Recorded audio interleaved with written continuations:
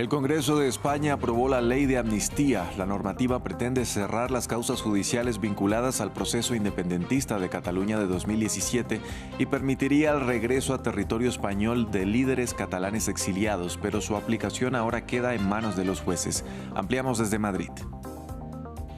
Siguen los bombardeos en Rafah luego de que tanques israelíes avanzaran hacia el centro de la ciudad.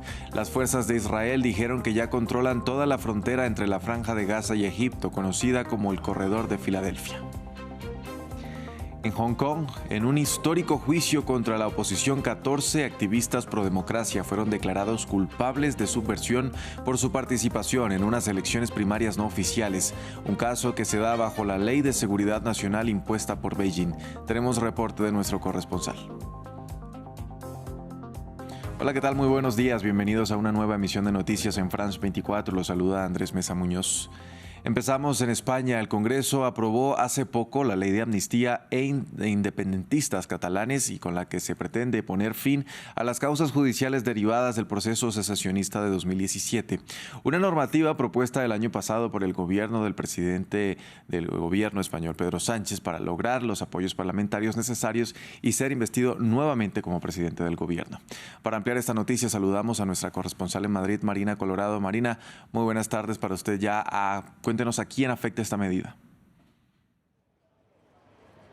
Sí, pues han sido 200 largos días de tramitación parlamentaria en los que también ha habido decenas de manifestaciones en contra de esta polémica ley de amnistía en España para que por fin esta mañana se haya aprobado por 177 votos a favor y 172 en contra. La votación era tan ajustada que de hecho el Partido Socialista Obrero Español, impulsor de esta ley, le ha pedido a sus diputados que durmieran en Madrid para evitar sorpresas y retrasos, por ejemplo, en el transporte que modificarán el resultado de la votación.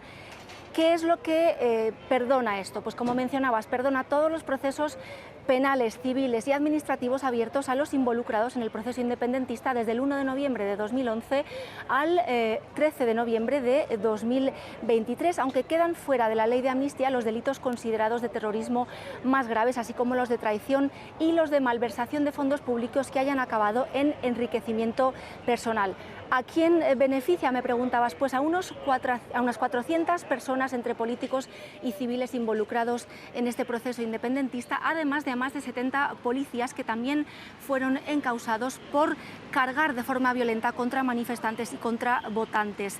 Tras la aprobación en este Congreso de los Diputados, falta que la ley sea ratificada por el rey, que no está en España en estos días porque está en El Salvador para estar presente en la toma de posesión del presidente de El Salvador, Nayib Bukele, por lo que la ley no se podrá publicar en el Boletín Oficial del Estado hasta la semana que viene, una publicación en ese boletín que marca su entrada en vigor.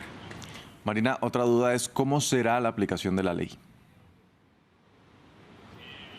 Exacto, pues es que la aprobación de la ley o su entrada en vigor no automáticamente significa que se vaya a aplicar. Esto queda en manos de los jueces que hayan sentenciado ya algunos casos o que tengan casos pendientes todavía. Ellos son los encargados de determinar si aplicarán la ley o no. Si dudan de la constitucionalidad de esta ley de amnistía, pueden elevar una causa de inconstitucionalidad ante el Tribunal Constitucional o también una causa al Tribunal de Justicia de la Unión Europea. Si esto lo hacen, la aplicación de esta ley de amnistía quedaría en pausa hasta que haya un pronunciamiento de alguno de esos dos tribunales.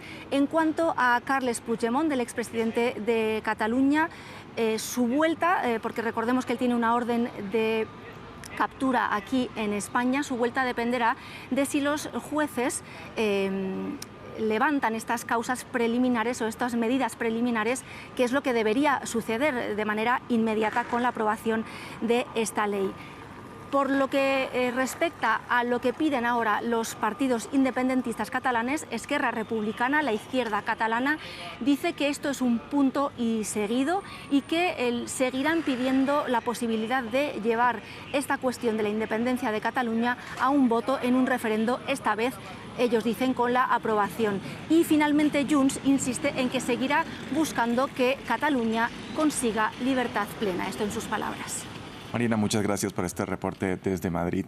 Pasamos ahora a Medio Oriente. Al menos 2 soldados israelíes perdieron la vida tras ser atropellados en la ciudad de Nablus, en el norte de Cisjordania ocupada, mientras hacían parte de un control militar aleatorio.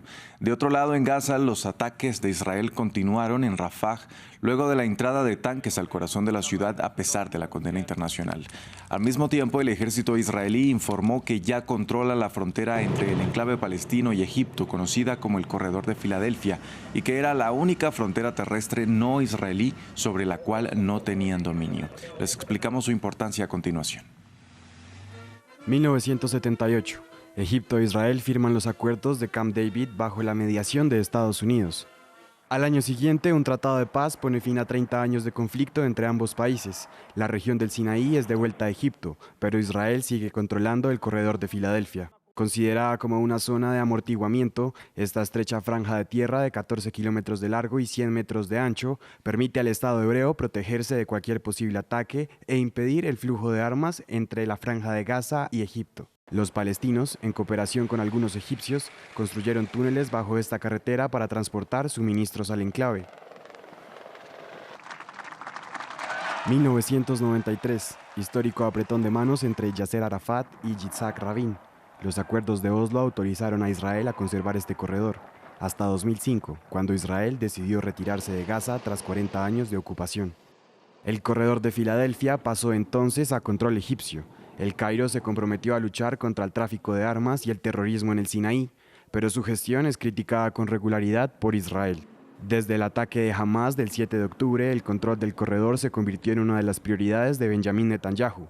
El miércoles, el ejército israelí anunció que había tomado el control y difundió estas imágenes, que según ellos mostrarían cohetes descubiertos en el Corredor de Filadelfia. El ejército dice además que hay una veintena de túneles en la zona, información que Egipto desmiente y con la que acusa a Israel de intentar justificar su ofensiva sobre Rafah.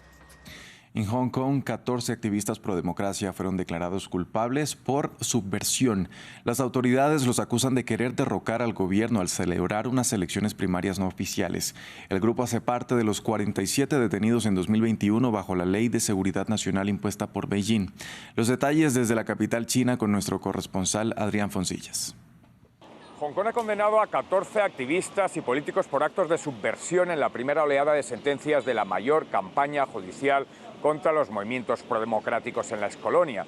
Todos ellos participaron en la organización de unas primarias oficiosas con las que pretendían una presencia suficiente en el LegCo o Parlamento para vetar toda acción gubernamental y llevarlo al bloqueo. Según los acusados, es una estrategia admitida en la mini constitución hongkonesa, un asunto puramente político que no debería tener consecuencias legales. Para el tribunal, en cambio, es un sabotaje y un abuso de poder. Entre los condenados está Leung Kwok-hong, alias Pelo Largo, un admirable y casi septuagenario activista de extrema izquierda habitual durante décadas en el escenario político hongkonés, primero peleando contra el colonialismo británico y después contra China. Aquella estrategia masiva de boicot provocó 47 detenciones en enero de 2021. Muchos de ellos no han salido aún de la cárcel. La mayoría, 31, se han declarado culpables buscando una sentencia más benévola. Los 14 condenados esta mañana son los que afirmaron su inocencia. Las penas de unos y otros se conocerán en breve. China cocinó de urgencia una ley de seguridad nacional para atajar las protestas violentas que habían llevado Hong Kong al borde del precipicio. Para Pekín y parte de la sociedad hongkonesa funcionó. La isla recuperó la paz y la estabilidad. Para los gobiernos occidentales y la otra parte de la sociedad hongkonesa, en cambio, laminó las libertades que garantizaba la fórmula un país, dos sistemas. Terminaron las campañas en México previo a las elecciones generales del próximo domingo. Las dos candidatas cerraron con un último encuentro junto a sus seguidores el miércoles. La aspirante del oficialismo, Claudia Sheinbaum, reunió a miles de partidarios en el Zócalo, en la capital mexicana, mientras su principal rival, Xóchitl Gálvez, escogió a la ciudad de Monterrey para movilizar a sus electores. La violencia empañó esta última jornada con el asesinato de un candidato a la alcaldía en el estado de Guerrero. El informe es de William Gasso. Un último esfuerzo antes de la fecha esperada.